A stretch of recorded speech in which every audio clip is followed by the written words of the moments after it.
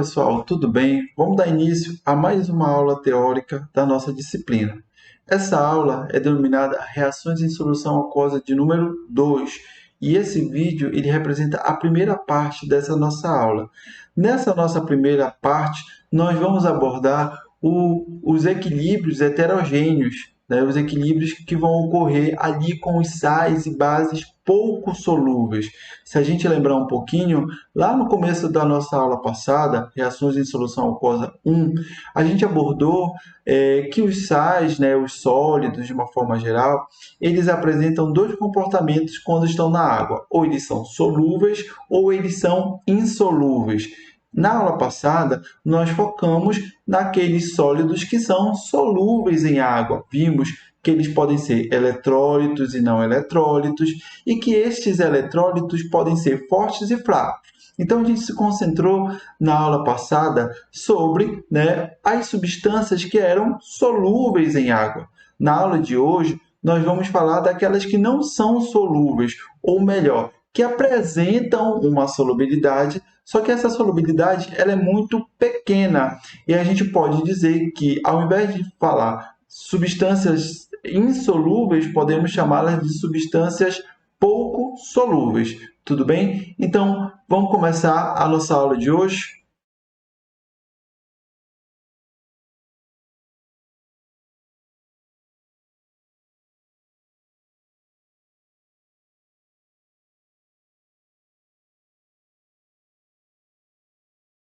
Bom, vamos começar então falando sobre o equilíbrio heterogêneo. Nós vimos na aula passada vários exemplos de reações que apresentavam um equilíbrio homogêneo. Mas como é que eu consigo fazer essa distinção entre esses dois tipos de equilíbrio? O equilíbrio homogêneo, ele representa um sistema unifásico. O que isso significa? Todos os participantes se encontram numa única fase. E aqui eu tenho para vocês dois exemplos. Olha aqui, esse ácido fraco, tá? Um eletrólito fraco em equilíbrio. Se eu identificar o estado que cada um dos componentes dessa reação se encontram, eu identifico que todos estão no estado aquoso. Então, eu estou diante de um equilíbrio homogêneo, um sistema unifásico. A mesma coisa ocorre aqui para o hidróxido de amônio, que é uma base fraca, um eletrólito fraco em equilíbrio, né? Todos os componentes estão no mesmo estado físico, estado aquoso. Então, eu estou diante de um equilíbrio homogêneo.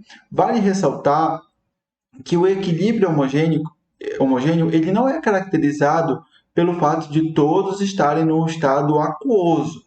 Na realidade, ele é caracterizado por todos estarem no mesmo estado físico. Então, por exemplo, se aqui fosse todo mundo no estado sólido, também seria um equilíbrio homogêneo. Se todos estivessem no estado líquido, também seria um equilíbrio homogêneo. No caso aqui, nós estamos vendo exemplos de equilíbrios homogêneos no estado aquoso. E o que seria o equilíbrio heterogêneo? O equilíbrio heterogêneo ele é classificado quando alguns dos participantes vão estar em uma fase, pelo menos uma fase diferente dos demais. Então, aqui eu tenho alguns exemplos. E aí eu tenho várias combinações, líquido com sólido, sólido com gasoso, aquoso com gasoso, aquoso com sólido, aquoso com líquido, tá bem? Se eu tenho dois ou mais estados presentes ali naquela minha reação de equilíbrio, eu estou diante de um equilíbrio heterogêneo. Aqui no caso, eu coloco para vocês o exemplo que importa para a gente, que é o equilíbrio, né, onde eu vou ter um sólido em equilíbrio com os seus íons. Então, aqui eu tenho os exemplos, 4 sais, tá, ok? Que estão em equilíbrio, cada um deles, aonde o reagente encontra-se no estado sólido e os íons eles encontram-se no estado aquoso. Então, exemplo de equilíbrio heterogêneo.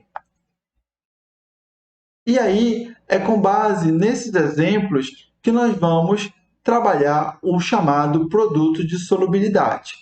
Esses equilíbrios, eles geralmente ocorrem com substâncias pouco solúveis ou substâncias insolúveis. Isso porque a solubilidade dessas substâncias, geralmente sais e bases, é muito pequena e que na maior parte dos cálculos a gente pode considerar como desprezível. Entretanto, para cálculos mais precisos, como os que envolvem o produto de solubilidade, o valor, né, desta solubilidade é importante e a gente vai calcular quanto este sal, quanto esta base pouco solúvel apresenta de solubilidade. Esse cálculo ele vai ser realizado através do valor do KPS. O KPS é uma constante de equilíbrio e a gente vai chamar aqui esta constante de equilíbrio de constante do produto de solubilidade. Lá na aula passada, nós demos outros nomes a essas constantes, né? A gente calculou, por exemplo, a constante de equilíbrio para um ácido e chamou ela de constante de acidez. Escrevemos, no caso, a constante de equilíbrio para uma base e chamamos de constante de basicidade. Calculamos a constante de equilíbrio ali para a autoprotólise da água pura e nós chamamos de Kw. Então, aqui a constante de equilíbrio, a gente, para um sal ou para uma base pouco solúvel, nós vamos chamar de KPS, constante do produto de solubilidade. Vale lembrar também aquela informação que eu forneci para vocês de que para escrever uma constante de equilíbrio, existem dois estados físicos que, se uma das espécies presentes se encontrar, não vai entrar. Vamos lembrar? Sólido e líquido. Então, sempre que eu tenho uma espécie química ou no estado sólido ou no estado líquido, essa espécie não vai ter a sua concentração molar representada lá na minha expressão da constante de equilíbrio. Somente quem se encontra no estado aquoso e no estado gasoso. Como a gente está falando de reações em solução aquosa, não vai aparecer aqui para a gente nenhuma substância no estado gasoso. Vamos lá. Vou colocar aqui para vocês um exemplo. Eu tenho aqui o sulfeto de bismuto, que é um sal pouco solúvel, tá bem? É um eletrólito fraco, tá certo? Em equilíbrio com o íon bismuto e o íon sulfeto. É importante que a gente tenha um conhecimento sobre balanceamento de equações, né? Então, vejam que quando o sulfeto se separa do bismuto, tá bem? É formado dois íons bismuto, então eu tenho dois bismuto aqui com dois bismuto aqui e três íons sulfetos, né? Então, eu tenho 2 para 2, 3 para 3, um balanço de massa adequado. Pelo balanço de carga, eu também tenho a igualdade. Tenho uma molécula neutra e quando eu olho aqui para o segundo membro, quanto íons bismuto eu tenho? 2. Cada um deles com uma carga, 3 cargas positivas. Então, eu tenho um total aqui de 6 cargas positivas. E quantos sulfetos eu tenho? Tenho 3, cada um com 2 cargas negativas. 2 vezes 3, menos 6. Então, a quantidade de cargas positivas é igual à quantidade de cargas negativas, fazendo com que o meu segundo termo da expressão também seja, na prática, neutro, igual ao primeiro. Então, esse balanço de carga e esse balanço de massa é importante para você verificar se você fez, né, ali o desmembramento, a equação de dissociação de forma correta. O que eu preciso nesse momento? Escrever a minha constante de equilíbrio para este sal pouco solúvel, é o KPS. Se você quiser treinar, você pode pausar o vídeo agora. Ou então, você pode acompanhar comigo, tá bem? A resolução desse KPS. Então, o meu KPS é igual à concentração molar do íon bismuto. Vejam que o 3+, ele representa a identidade do íon bismuto, né? Então, ele fica dentro do colchete, indicando aqui a concentração do íon bismuto, concentração molar, elevado ao coeficiente estequiométrico, que no caso é 2, vezes a concentração de sulfeto elevado ao cubo. Por que eu não tenho aqui no meu denominador a concentração do sulfeto de bismuto? Porque este componente está no estado sólido. Sólido líquido não entra na expressão do KPS, Ka, Kb, qualquer constante de equilíbrio. Então, esta daqui é a expressão do KPS para este sal, tá bem? Se eu tenho qualquer sal genérico, né, e aqui eu tenho um sal genérico para vocês, que é o AMBN, em equilíbrio, né, com o cátion e com o ânion, a minha expressão da constante de equilíbrio, KPS, vai ser igual aqui a essa expressão genérica.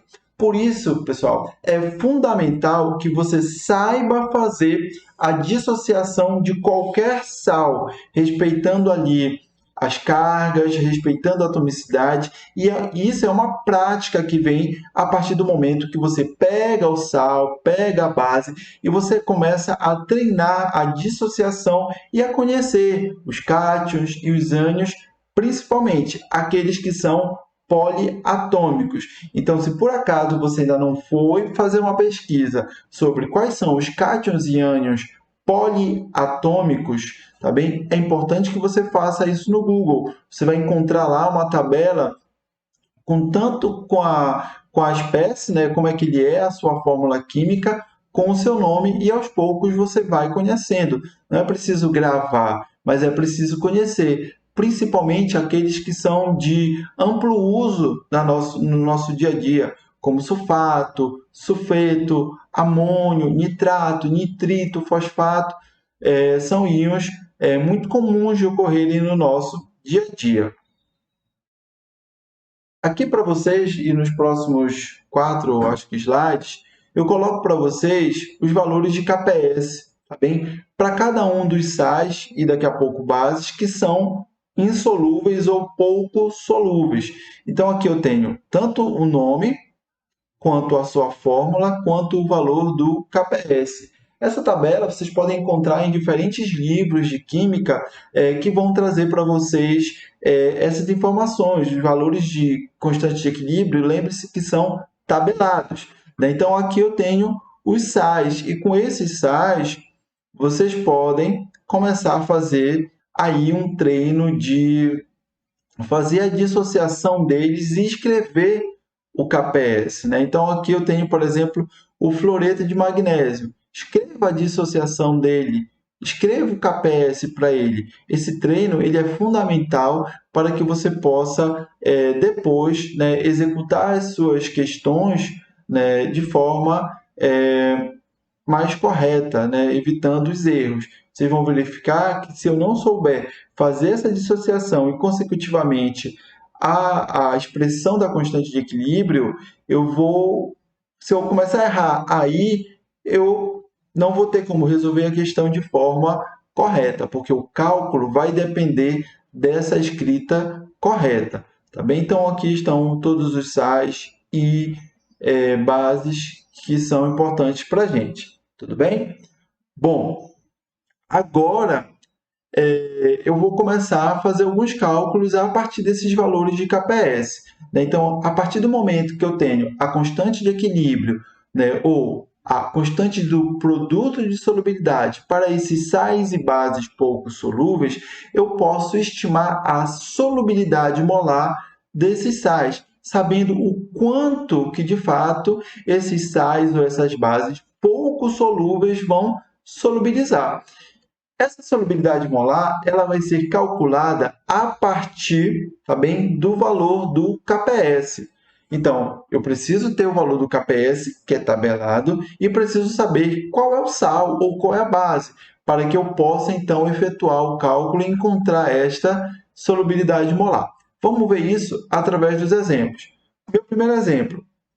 De acordo com a tabela, né, que a gente passou para vocês, que eu passei para vocês, o valor do KPS de 5,0 vezes 10 a menos 6 para o iodato de crômio 3. Então, se eu não lembro da fórmula, eu posso ir lá e pegar a fórmula química desse sal em água em 25 graus Celsius. Então, esse é o valor do KPS desse sal nessa temperatura. O que eu quero saber? Estimule estime a solubilidade molar desse composto na temperatura de 25 graus Celsius. A temperatura é só para que a gente tenha uma informação a mais, tá certo? Lembrando que a temperatura é um fator que pode deslocar o equilíbrio, então eu coloco a temperatura aí só para que você tenha um conhecimento e mostrar que não está ocorrendo nenhuma variação de temperatura. Qual é o meu primeiro passo para resolver uma questão como essa? É escrever a dissociação desse sal. Então, este daqui é o iodato de crômio 3. Então, então, esta é a informação que você tem. O que eu vou fazer? Escrever essa dissociação. Então, eu tenho o íon crômio e o íon iodato. Está aqui o crômio, o íon iodato. Quando está dentro do parêntese, é mais tranquilo da gente saber que aquele 3 ele faz parte da identidade do íon iodato. E se eu tiro aquele 3 ele vira um 2, vira um 1 ou 0, eu tenho uma mudança. Eu deixo de ser íon iodato. Pode se transformar em outro íon ou até mesmo um íon que não existe. Então, eu preciso respeitar essa identidade. Então, o 3 vira aqui o 3 de fora do parêntese, vira a carga do crômio, e o 1 que está aqui subentendido vira a carga do iodato. Então, está aqui. Vejam, um crômio, 3 iodatos, 3 iodatos, tá? 3 íons iodato. Neutro, 3 cargas positivas, 3 vezes 1, 3 cargas negativas, neutro. Então, são formas de eu verificar se eu fiz a minha dissociação completa. Fiz a dissociação, eu vou, então, deixa eu passar aqui para vocês, já observarem, eu vou escrever a minha constante do produto de solubilidade. Então, o KPS é igual à concentração de crômio, tem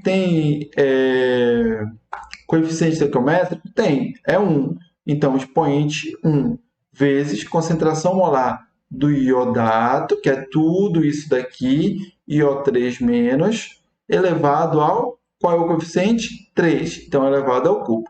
Essa daqui é a expressão do KPS desta equação que você acabou de escrever. Bom, vou resolver agora a questão para que eu possa começar e aí obter o valor da minha solubilidade molar, que é uma informação que eu quero encontrar. Então, qual é o primeiro passo que eu vou fazer? Através da estequiometria da equação, eu vou estabelecer a relação de solubilidade entre os componentes. Então, eu preciso olhar para os coeficientes estequiométricos, que aqui é 1, que aqui é 1 e que aqui é 3. Isso significa, né, que a minha relação estequiométrica, e aí eu vou usar a letra S de solubilidade, seria 1S, já que eu tenho o coeficiente estequiométrico igual a 1, para 1S, já que o coeficiente estequiométrico também é igual a 1, para 3 vezes o S, já que o coeficiente estequiométrico é igual a 3. Então, a relação de solubilidade entre os componentes é essa. S para 1S para 3S. Da onde vem essa informação? Dos meus coeficientes estequiométricos. Por isso que é importantíssimo que você faça a dissociação correta. Beleza, cheguei a esse ponto. Não sei qual é a concentração de cromato e não sei qual é a concentração de iodato. Porém, eu posso fazer uma estimativa. A concentração de íon cromato vai ser igual à quantidade de solubilidade molar, igual a S. E a concentração de iodato é igual a quanto? 3S. Eu não olho mais para cá. São deduções que vocês devem seguir a linha de raciocínio. Então, eu escrevi a equação e fiz a dedução da relação entre os valores de solubilidade molar, baseado no coeficiente 1S para 1S para 3S. Qual é a concentração de cromato? S. Qual é a concentração de iodato? 3S. Agora, eu volto para a minha expressão do KPS. KPS é igual à concentração de cromato vezes a concentração de iodato ao cubo. Bom, sei qual é o KPS? Eu sei, está aqui. Sei qual é o cromato? Não. Eu só sei que a concentração dele é igual a S. Sei qual é a concentração de iodato? Não. Eu só sei que ela é igual a 3S. Então, eu posso substituir, porque aqui eu tinha duas incógnitas. Quando eu faço essa substituição, eu passo a ter uma incógnita, que é a solubilidade molar. Então, vejam lá, KPS é igual a S, concentração de iodato, que é 3S, e o que eu preciso fazer com essa concentração? Elevar ao cubo. Então, eu acabo de elevar ao cubo. Eu coloquei aqui os parênteses para vocês e você deve respeitar esse parêntese, porque 3S dentro do parêntese elevado ao cubo é diferente de 3S ao cubo. Vocês vão ver bem aqui. Olha lá, S vezes. Vou resolver esse termo bem aqui. Para resolver, eu vou pegar o 3 e elevar ao cubo, 27. S, né? Então, eu vou pegar o expoente dele e multiplicar por 3. 1 vezes 3. Então, 27S ao cubo. Esse é o meu ponto. Bom, vou agora continuar resolvendo. KPS é igual a S vezes 27S ao cubo. 1 vezes 27, já que eu vou considerar que aqui na frente do S eu tenho 1, então 27. Conservo o S e somo os expoentes. 4. Pessoal, se você tem uma dúvida quanto a essas operações, lembre-se que você precisa revisar os seus conhecimentos sobre matemática. Tudo bem? Bom, então, 1 vezes 27, 27 conserva o S e soma os seus expoentes. 1 mais 3, 4. Vou agora encontrar aquilo que eu quero, que é a solubilidade molar. Então, eu vou isolar o S. Eu vou passar o 27 que está aqui multiplicando para o outro lado, dividindo. Então, KPS dividido por 27. Preciso ainda isolar o S. Então, eu vou pegar o 4 e passar para o outro lado na forma de raiz, cujo índice é 4. Olhem lá, S é igual a raiz 4 de KPS dividido por 27. E é essa expressão que eu vou precisar resolver na minha calculadora científica. Qual é o cuidado que vocês precisam ter? Na hora de resolver essa questão,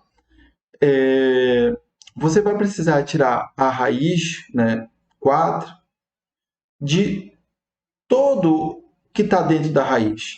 Então, na hora de resolver isso daqui, você precisa colocar isso dentro de um parêntese, porque senão a sua calculadora vai tirar a raiz 4 só do primeiro termo, do numerador, e o resultado vai dividir por 27. E não é isso que você quer. Você quer que tudo esteja dentro da raiz. Tá? Então, essa é uma excelente oportunidade para você pegar sua calculadora científica, resolver essa questão nela e chegar a esse resultado. Eu coloquei aqui para vocês tanto em algarismo normal, tá bem? Quanto em notação científica. Você precisa chegar a esses dois valores. E é importantíssimo que você chegue. Se por acaso você não conseguiu, tá bem? Vá ao fórum, vá ao nosso grupo de Telegram para que você consiga chegar a esse resultado, tá? Não avance se você não conseguiu chegar. Tudo bem? Bom, vamos ver o nosso segundo exemplo. O produto de solubilidade do sulfato de prata, então está aqui o sulfato de prata, é igual a 1,4 vezes 10 a menos 5. Vale lembrar, os valores das constantes não apresentam nenhuma dimensão, então eles não vão ter unidade. KPS, assim como todas as outras constantes, não apresentam unidade. A solubilidade molar apresenta solubilidade molar, ou seja, mol por litro.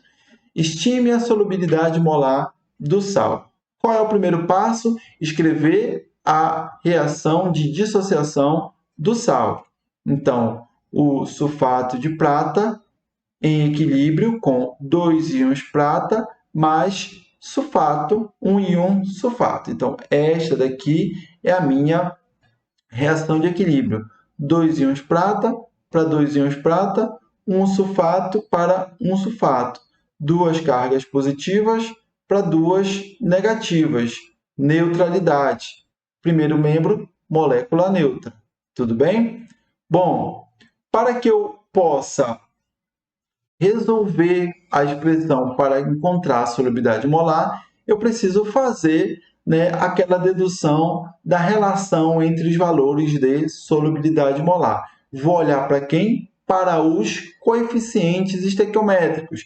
Aqui eu tenho uma molécula para duas moléculas para uma molécula. Então, a estequiometria é 1S para 2S para S. Tudo bem? Qual é a concentração do íon prata? A concentração do íon prata, então, é igual a 2S. Qual é a concentração do sulfato? Igual a 1S. Com essas informações, eu posso escrever o KPS, né? Você poderia também ter feito lá no começo, depois que escreveu a reação sem problema algum. Então, o KPS é igual à concentração do íon prata ao quadrado, olha aqui o coeficiente, vezes concentração do sulfato elevado a 1, porque o coeficiente é 1. Não entra o sulfato porque ele está no estado sólido. KPS é igual. Qual é a concentração da prata? 2S. Tá? Então, esse valor aqui, eu vou colocar aqui, precisa elevar ao quadrado, vezes concentração do sulfato, S. Vou resolver, KPS igual a 2 elevado ao quadrado, 4, vezes S, expoente 1 vezes 2. Então, 4S ao quadrado, vezes S. Valor do KPS agora, igual a 4 vezes 1, 4, conservo o S e somo os expoentes. 2 mais 1, 3. Como que eu quero encontrar é a solubilidade, eu vou isolar o S. Vou passar o 4 dividindo, e como eu continuo querendo isolar o S, eu tenho que pegar aqui a potência e passar para o outro lado na forma de raiz. Só que agora a minha raiz é uma raiz cúbica, tá ok? Vou então pegar o valor agora do S, do KPS, desculpa que eu tenho aqui, valor tabelado, solubilidade molar é igual a raiz cúbica de 1,4 vezes 10 a menos 5 dividido por 4. Vale lembrar, não esqueça de colocar tudo que está dentro da raiz entre parênteses. Tá? Então, digite a raiz, abra o parêntese, digite os valores e feche o parêntese. Lembrando também, se você quiser colocar a notação científica dentro de um único parêntese, abra um parêntese e depois abra outro parêntese, escreva a notação científica, feche um parêntese, tá? Dividido por 4, fecha o segundo parêntese. Resultado que você deve encontrar 1,52 vezes 10 a menos 2 mol por litro, porque eu estou aqui encontrando a solubilidade molar a partir do valor do KPS. Exemplo de número 3. Calcule a solubilidade molar do hidróxido de ferro 2. Está aqui a fórmula química dele, cujo valor de KPS é igual a 1,6 vezes 10 a menos 14. Primeiro passo, escrever a reação de equilíbrio. Então, ferro, hidróxido de ferro, em equilíbrio com ferro mais 2, olha lá o 2 vindo para cá, mais 2 hidroxilas. Tudo bem? Fazendo agora de uma forma mais acelerada, porque a gente está no nosso terceiro exemplo. O que eu vou fazer agora? Vou fazer a previsão da relação entre a solubilidade molar, baseada no coeficiente estequiométrico 1, 1S, 1, 1S, 2, 2S. Qual é a concentração de ferro? Igual a S.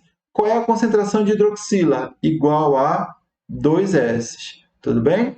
Faço isso porque eu preciso converter o que eu tinha de duas incógnitas aqui na minha expressão do KPS para uma. Então, o KPS é igual à concentração de ferro, coeficiente 1, então não tem nada, vezes concentração de hidroxila, coeficiente 2, então concentração de hidroxila ao quadrado.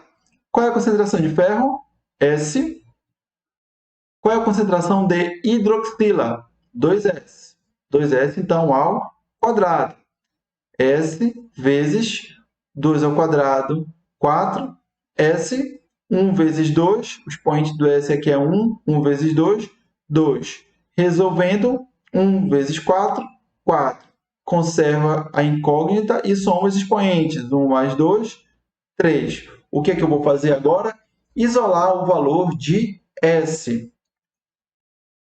Então, passo 4 dividindo, e a potência eu passo na forma de raiz. Então, aqui é a raiz cúbica de todo esse valor aqui. Tá? Vou pegar... Vejam aqui que está mais detalhado, eu já coloquei mais detalhado para vocês. Né? Então, eu abri o parêntese, indicando que tudo que eu vou ter dentro da raiz, abro um segundo parêntese, né, para poder melhorar o meu resultado, no sentido de garantir que não vai ter nenhum erro ali na hora, principalmente quando a gente está trabalhando com valores muito grandes, né? Cálculos muito grandes. Então, abro o segundo parêntese, digito a notação científica, fecho, divido por 4 e fecho o primeiro parêntese. O valor de solubilidade molar que você deve encontrar é igual a 1,59 vezes 10 a menos 5 mol por litro. Tudo bem? Bom, o exemplo de número 4, eu coloquei para vocês, só para vocês observarem o quanto é fundamental eu ter essa percepção de fazer a reação, né, de equilíbrio de forma correta. Aqui eu tenho hidróxido de ferro 2. Vejam que eu tenho duas hidroxilas. A estequiometria ficou S para 2S. Quando eu vou para o exemplo de número 4, eu tenho o hidróxido de ferro 3. Observem que a sua reação de equilíbrio gera um íon ferro mais 3. O fato de mudar aqui para mais 3, lá antes era mais 2, não importa, porque o que importa é o coeficiente estequiométrico. Veja o hidroxila, agora eu não tenho 2, eu tenho 3. E isso vai alterar a minha relação estequiométrica. Vejam lá, 1S para 1S para quantos S? 3. Qual é a concentração de ferro? S. Qual é a concentração de hidroxila? 3S.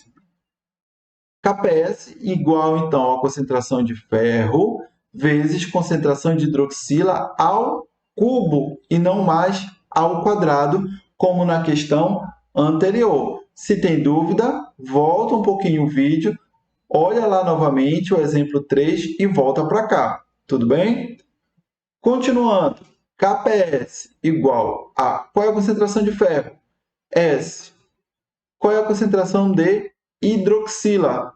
3S, que eu preciso levar ao cubo. Lembrando que eu preciso colocar o parêntese. Tudo bem? Resolvendo, S, 3 ao cubo, 27, vezes, conserva a incógnita e multiplica os expoentes. 1 vezes 3, 3. Como aqui agora é uma multiplicação e não mais uma potência, vejam que os expoentes dos S eu já não multiplico, agora eu somo. Então, 1 vezes 27, 27. Conserva a base, 1 mais 3, 4. Continuando a resolução, no intuito de isolar o valor do S, já que é a solubilidade molar quem eu estou buscando. S à quarta potência igual a KPS dividido por 27. O 27 passou para cá dividindo. raiz quadrática de KPS dividido por 27. Muito cuidado com os parênteses, tá? Os valores vão se tornando cada vez menores. Lembrem que nós estamos falando de sais pouco solúveis, que muitas das vezes são considerados insolúveis. Então, os valores eles vão ter aí valores muito baixos de solubilidade, né? Antes a gente estava trabalhando com -7, -5, -9, -10. Aqui a gente já, por exemplo, passou para -39. Resolvendo na calculadora, eu tenho o valor da solubilidade molar igual a 9,28 vezes 10 a menos 11. Aqui a gente chega ao nosso último exemplo, né? Onde a gente vai buscar encontrar o valor da solubilidade molar a partir do KPS. Vale também ressaltar para vocês que com esse valor de S, eu, por exemplo, poderia encontrar qual é a concentração de ferro mais 3 que eu tenho em solução. É igual ao valor de S. Ou seja, a concentração de ferro mais 3 que eu tenho em solução é igual a esse valor aqui, 9,28 vezes 10 a menos 11. E se eu quisesse saber qual é a concentração de hidroxila que eu tenho em solução, é igual a 3 vezes S. Então, é 3 vezes esse valor aqui. Faço um cálculo rapidinho e chego a esse resultado.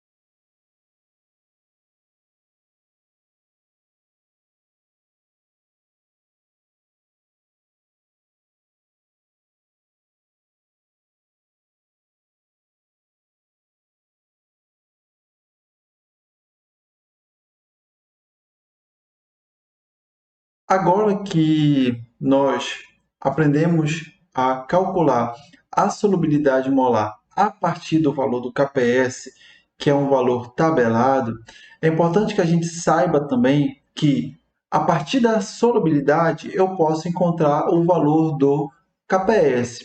Nós vamos observar que a maneira de calcular o valor do KPS a partir da solubilidade é muito semelhante ao que nós aprendemos até agora. As deduções, as simplificações vão nos levar a um mesmo caminho, tá bem? Então, nós já sabemos que a solubilidade molar é a concentração molar do composto em uma solução saturada. Sabemos também que essa solubilidade ela é expressa em mol por litro, né, que pode ser escrito em uma dessas duas maneiras. Então, é importante que, independente se eu vou calcular a solubilidade molar ou calcular o KPS, é importante que eu domine, né, a escrita da equação química de equilíbrio e também a expressão do produto de solubilidade. Para os dois cálculos, eu vou precisar escrever essas duas expressões, né, a da equação e a do KPS. Então, vamos ver um exemplo prático de como é que eu posso calcular o KPS a partir da solubilidade. O inverso do que a gente estava fazendo nas questões anteriores. Olha só, a solubilidade molar do cromato de prata, que é o Ag2CrO4, olha aqui um ânion poliatômico, é 6,5 vezes 10 a menos 6 mol por litro em 25 graus Celsius. Aqui eu já quero colocar um ponto em destaque para você. Se eu estou na dúvida se o que eu estou fornecendo para você é KPS ou solubilidade molar, vale lembrar que o KPS ele não apresenta unidade de medida, ele é um valor adimensional e a solubilidade molar é expressa em mol por litro. Tá? Então, se eu tiver alguma dúvida, atente para a unidade. Então, determine o valor de KPS do cromato de prata. Agora, o KPS eu não tenho, eu tenho a solubilidade. Primeiro passo, vou escrever a equação de equilíbrio. Então, está aqui o meu cromato de prata em equilíbrio, com 2 íons pratas mais um íon cromato. Observem que o íon cromato ele é formado pelo íon crômio e o íon pelo oxigênio. Vejam também que esse 4 ele não é um número que vai vir aqui para o índice do íon prata. Né? O íon cromato ele é formado pelo íon crômio e 4 átomos de oxigênio. É como se eu tivesse um parêntese invisível. Professor, como é que eu vou saber isso? Através do reconhecimento do íon. Né? Por isso que eu orientei a vocês todos a pesquisarem uma tabela de cátions e ânions poliatômicos. A gente precisa começar a reconhecer essas espécies. Tá? Então, eu tenho aqui 2 íons pratas, cada um com uma carga positiva, e aqui eu tenho um íon cromato com duas cargas negativas. É esse 2 que vem para cá e vira a carga do ânion. Posso agora fazer a dedução através, né, do coeficiente estequiométrico. 1 mol para 2 mols para 1 mol. Ou seja, eu tenho um S para 2 S para 1 S. Essa é a relação estequiométrica da solubilidade para o cromato de prata. Com base nessa informação, eu sei que a concentração do íon prata é igual a 2 S e que a concentração do íon cromato é igual a S. E agora, o que eu preciso fazer? Escrever a expressão da constante de equilíbrio. Deixa eu passar aqui. Depois eu volto para vocês. Então, está aqui bem ela. Kps é igual à concentração de prata ao quadrado vezes a concentração de cromato. Pessoal, esse 2 ficou aqui do lado de fora, mas ele é dentro, tá? Ele não é um expoente. Então, bem aqui, o 2 é dentro e o expoente do cromato, né, ou a potência dele é 1, certo? Bom, eu escrevo Kps sempre olhando para onde? Para a equação de equilíbrio. Cuidado! Escrevo a equação de equilíbrio e com ela eu escrevo Kps. Esqueço de tudo. Olho para a equação e escrevo Kps. Olha lá. Vamos substituir. Qual é a concentração de prata? 2S. 2S, o que eu preciso fazer a ele? A concentração da prata é elevar ao quadrado. Vezes, qual é a concentração do cromato? S. Não vou elevar ao quadrado porque aqui o 2 ficou do lado de fora, está errado. O 2 é do lado de dentro. Tá? Então, 2S ao quadrado vezes S. Aqui eu mostrei para vocês de uma forma mais detalhada para que vocês vejam que eu estou tirando, né, o quadrado aqui, né, no caso, do 2 vezes o S.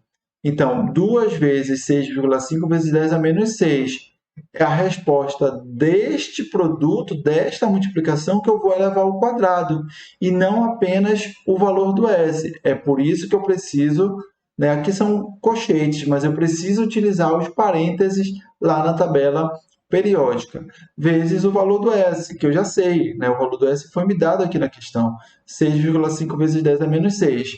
Aqui eu fiz uma substituição de cada S pelo valor que eu já conheço. Eu poderia ter feito uma simplificação, né? Eu poderia ter aqui resolvido quanto é 2 ao quadrado? 4S ao quadrado, vezes S. E aí eu teria 4S ao quadrado vezes S, resolvendo 4S ao cubo. E aí eu faria o meu cálculo para encontrar o resultado. O valor que você deve encontrar é o valor de 1,10 vezes 10 a menos 15. Observe, o valor do Kps não tem unidade, então vejam que eu coloco somente o resultado. Exemplo 2. A solubilidade molar do brometo de prata, que é o AgBr, em 25 graus Celsius é 8,8 vezes 10 a menos 7 mol por litro. Solubilidade molar. É ela quem eu tenho. Quero saber qual é o valor do KPS desse sal? Começo escrevendo a equação de equilíbrio. Equação de equilíbrio. Vejam que agora eu tenho uma equação bem simples. A estequiometria é 1 para 1 para 1. Isso me fornece uma relação estequiométrica da solubilidade equivalente a 1S para 1S para 1S. Concentração da prata igual a S, concentração do brometo igual a S. Expressão do KPS, KPS igual a concentração da prata vezes a do íon brometo. Vale lembrar, não entra o brometo de prata porque ele está no estado sólido. E qualquer substância no estado sólido ou líquido não entra na constante do produto de solubilidade. Qual é o valor da prata? S. Qual é o valor do brometo? S. S vezes S, S ao quadrado. Pessoal, eu estou falando aqui desde o começo da aula, S, S, S. Para muita gente isso pode ser um pouco complicado. Mas se você estiver tendo dificuldade, imagine que esse S é um X. É a nossa incógnita. Então, qual é o meu valor de S? 8,8 vezes 10 a menos 7 ao quadrado. E aí eu tenho 7,74 vezes 10 a menos 13, sem unidade, porque é constante de equilíbrio. Exemplo 3. A solubilidade molar do iodato de chumbo 3, que é o PbIO3,2, em 25 graus, é igual a 4,0 vezes 10 a menos 5 mol por litro. Qual é o valor de KPS deste sal, o iodato de chumbo? Começo com a minha equação de equilíbrio.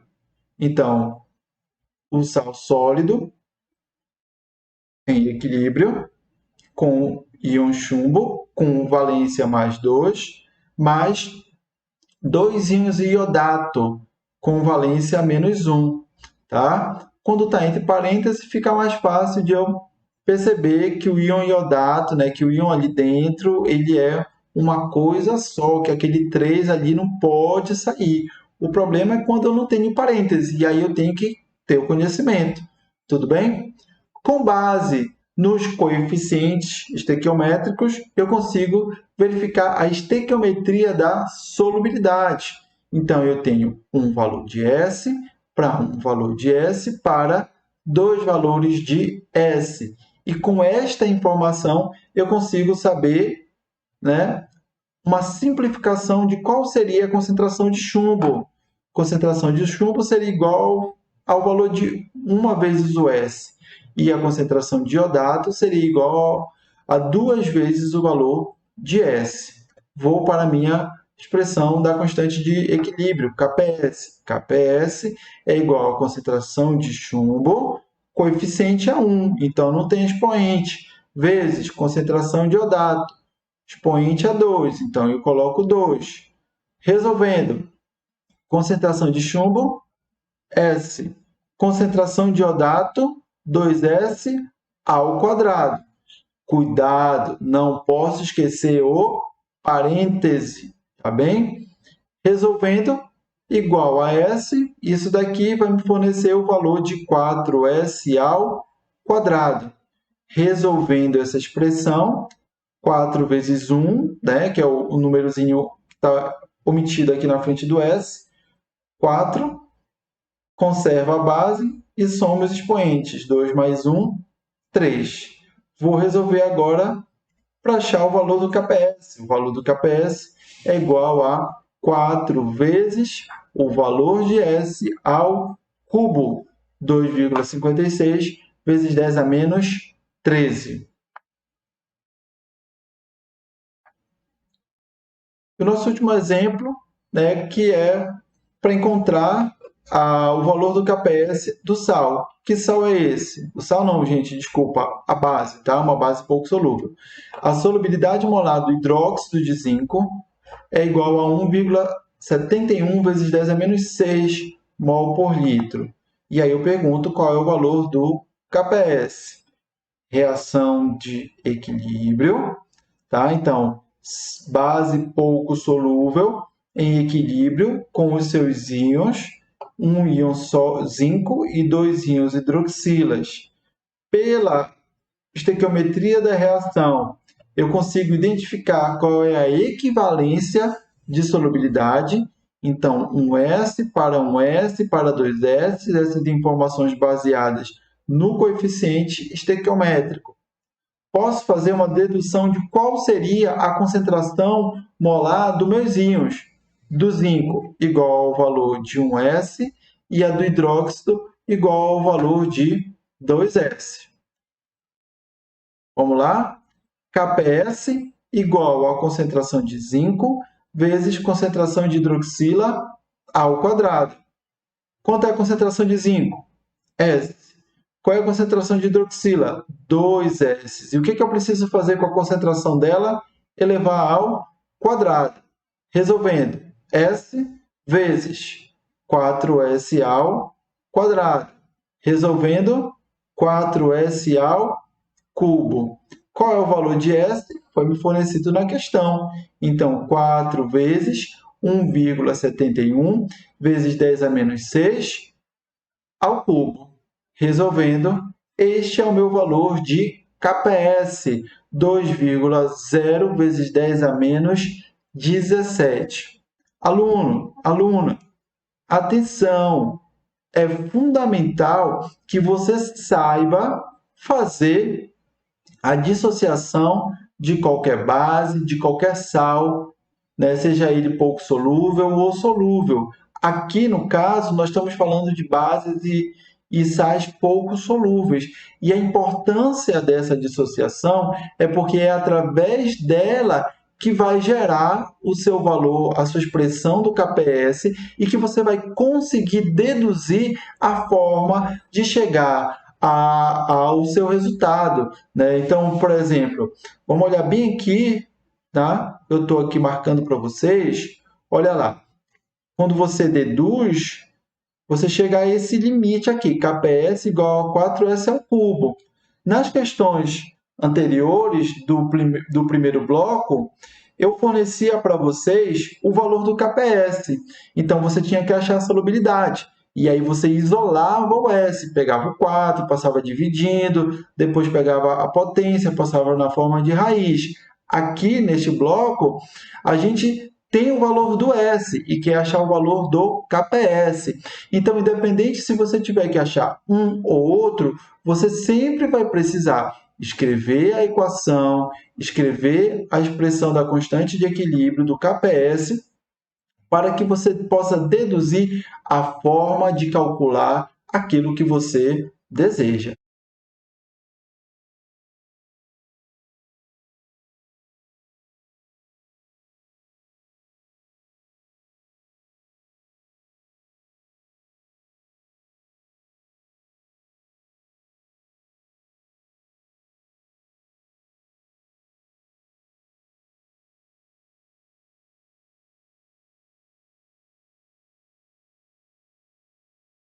Agora, nós vamos entender como é que o efeito do íon comum vai afetar os equilíbrios heterogêneos. Vale lembrar que na nossa aula passada, em reações de solução aquosa 1, nós percebemos como é que o efeito do íon comum ocorre e qual é o efeito gerado sobre os equilíbrios homogêneos, os equilíbrios dos ácidos e das bases fracas. Aqui a gente está falando de equilíbrio heterogêneo. Então eu coloco, começando aqui para vocês, a reação de equilíbrio do sal pouco solúvel, o cloreto de prata. Então vejam aqui que eu tenho um equilíbrio entre o cloreto de prata no estado sólido, tá? Com o íon prata no estado aquoso e o cloreto também no estado aquoso, tá certo? O efeito do íon comum sobre a solubilidade de um precipitado, que no caso aqui, precipitado é um reagente no estado sólido, com os seus íons é análogo ao efeito do íon comum sobre os ácidos e bases fracas. O que a gente viu lá para que a gente possa entender essa definição de que é análogo? A gente entendeu lá que sempre que eu provocar um deslocamento, né, no equilíbrio, eu vou ter atrelado a ele um efeito. Então, no caso, o efeito do íon comum provoca o deslocamento do equilíbrio. Nesse caso, sempre que eu falo de efeito do íon comum, eu estou indicando que eu estou adicionando um reagente em um determinado lado da reação química. E conforme falou o princípio de Le Chatelier, quando eu tenho ali um fator externo alterando o equilíbrio, essa reação ela vai tender o seu equilíbrio no sentido de minimizar esse efeito. E como eu falei para vocês, quando eu adiciono um reagente de um lado, significa que o equilíbrio vai se deslocar no sentido contrário, para consumir aquele excesso que foi adicionado. A mesma coisa poderia ser falada, por exemplo, se eu adicionasse do outro lado, eu teria um deslocamento no sentido sempre oposto, no sentido de consumir aquele excesso. Então, eu posso colocar que, de uma forma geral, o aumento da concentração de um íon provocada pela presença do íon comum gera uma diminuição na concentração do outro íon, né? E isso no intuito de manter o valor da constante de equilíbrio, no caso o HPS, constante. Vamos ver aqui um primeiro exemplo para a gente entender isso na prática. Então, explique o efeito na solubilidade do carbonato de cálcio. Então, olha lá, pessoal, aqui do lado do carbonato de cálcio, eu coloquei um valor de KPS, indicando para você que esse sal é pouco solúvel. Porque se eu não coloco, se eu não indico de alguma forma que ele é pouco solúvel, entende-se que ele é um sal solúvel. Então, ele não tem equilíbrio. Tá? Nesse caso, como eu tenho KPS, ele é um sal pouco solúvel e tem equilíbrio. Então, explique o efeito na solubilidade do carbonato de cálcio ao se adicionar uma solução de cloreto de cálcio, um eletrólito forte. Então, eu começo aqui com a minha reação do carbonato de cálcio em equilíbrio com o íon cálcio e o íon carbonato. Adiciono a essa solução o cloreto de cálcio. O cloreto de cálcio, que como eu falei é um eletrólito forte, não apresenta equilíbrio. Olha a seta dele aqui. Quando colocado em água, ele libera o íon cálcio e o íon cloreto. Já mostrei aqui para vocês que está ocorrendo o quê? A introdução de um íon comum. Eu estou adicionando reagente de um lado. O que é que o princípio de Le Chatelier diz? Ele diz que a reação vai tender a minimizar esse efeito. Nesse caso, ela vai ter o seu equilíbrio deslocado para o sentido contrário. E aí, quando eu falo de velocidade de reação, lembrem que no equilíbrio, a velocidade da reação direta, tá, é igual à velocidade da reação inversa. Quando eu digo que eu vou ter o deslocamento do equilíbrio no sentido contrário, nesse caso, e aí vamos olhar só a reação que nos interessa, que é a do carbonato, eu estou tendo esse deslocamento do equilíbrio neste sentido. Isso significa que a reação inversa está com uma velocidade maior do que a velocidade da reação direta. Então, o que é a reação inversa? É o íon cálcio reagindo com carbonato, formando carbonato de cálcio, né? Ou seja, o que tinha sido solubilizado e gerado os íons, agora esses íons estão se unindo e formando precipitado. Se eu estou tirando íons solubilizados e estou formando precipitado, eu estou aumentando ou eu estou diminuindo a solubilidade? Eu estou diminuindo, né? Então, a minha conclusão é essa. Pelo fato de eu estar diminuindo a concentração dos íons e aumentando a concentração do sólido, significa que eu estou tendo uma diminuição da solubilidade do sal pouco solúvel. Tudo isso devido à presença do íon comum. Vamos lá.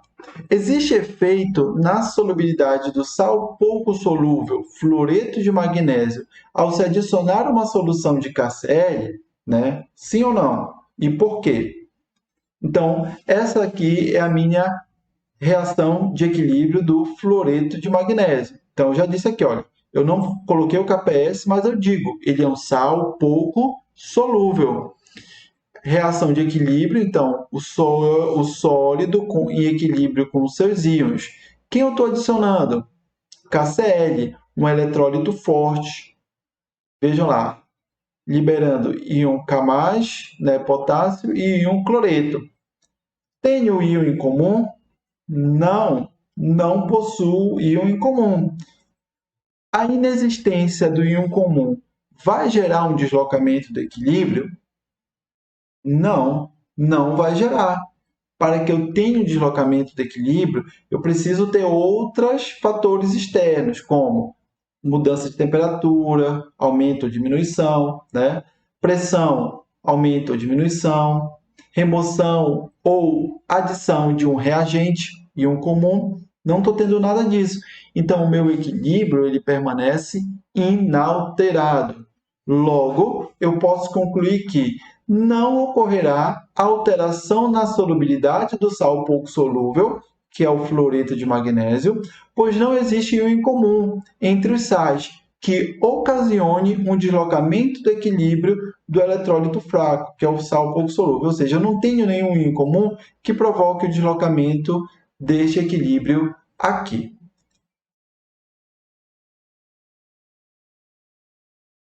Explique o efeito na solubilidade do hidróxido de níquel, cujo valor do KPS é 6,5 vezes 10 a menos 18, ao se adicionar um excesso de íons níquel através, né, da adição do sal solúvel nitrato de níquel.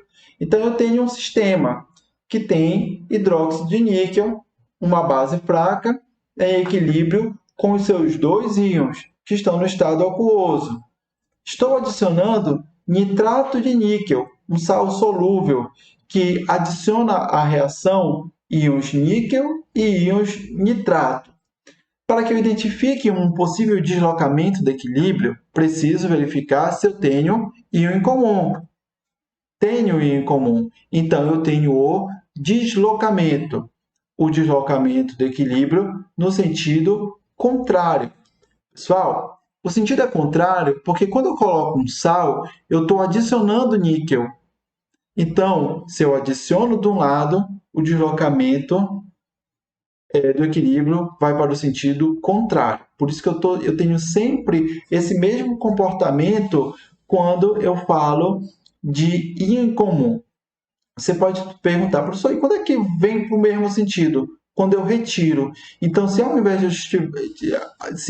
de eu adicionar o níquel, né, através do nitrato de níquel, se eu estivesse retirando esse níquel, aí o equilíbrio se deslocaria no sentido da retirada. Eu tiro daqui, então o equilíbrio desloca para lá, para onde eu tirei, para recompor aquilo que foi tirado, tá certo?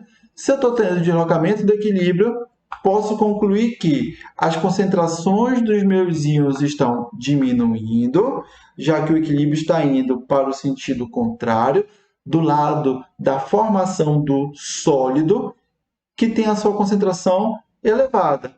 Logo, posso concluir que ocorrerá uma diminuição da solubilidade do sal pouco solúvel.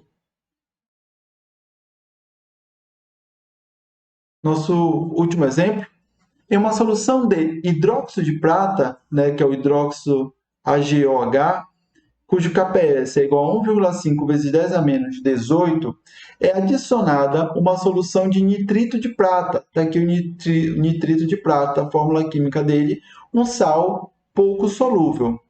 Como a solubilidade do sal pouco solúvel se comportará? Então, fórmula química, sal no estado sólido, em equilíbrio com os seus íons no estado aquoso. Adiciono o nitrito de prata, um sal solúvel que coloca prata e nitrito em solução. Tenho íon em comum entre as duas espécies químicas? Tenho. Então, íon em comum. O meu deslocamento de equilíbrio, já que eu estou adicionando prata, o deslocamento vai ser no mesmo sentido ou no sentido contrário? Sentido contrário. O que está acontecendo? A velocidade da reação inversa está sendo maior do que a velocidade da reação direta. O que é reação inversa? Íon prata reagindo com íon hidróxido para formar precipitado. Então, a conclusão que eu chego é que na minha solução diminui a concentração dos íons e aumenta a concentração do sólido. Se eu estou aumentando a concentração do sólido, eu posso dizer, então, que está ocorrendo uma diminuição na solubilidade desse sal. Vejam que sempre que você tiver um íon em comum para o equilíbrio heterogêneo, eu vou ter sempre o mesmo comportamento. O deslocamento do equilíbrio no sentido contrário, com a consequente redução da solubilidade. E aqui eu tenho um resumo do que diz o princípio de Le Chatelier. Se adicionarmos um segundo sal ou um ácido que fornece um dos mesmos íons, o íon em comum, a uma solução saturada de um sal ou de uma base, então o equilíbrio tende a se ajustar, diminuindo a concentração dos íons adicionados, conforme a gente viu que ocorreu em alguns dos exemplos. Ou seja, a solubilidade do sal original decresce e ele precipita. Eu tenho aí o efeito do íon comum, gerando a diminuição da solubilidade provocada pela adição de um íon em comum. Isso valerá, pessoal, para qualquer sal ou qualquer base pouco solúvel. Tudo bem?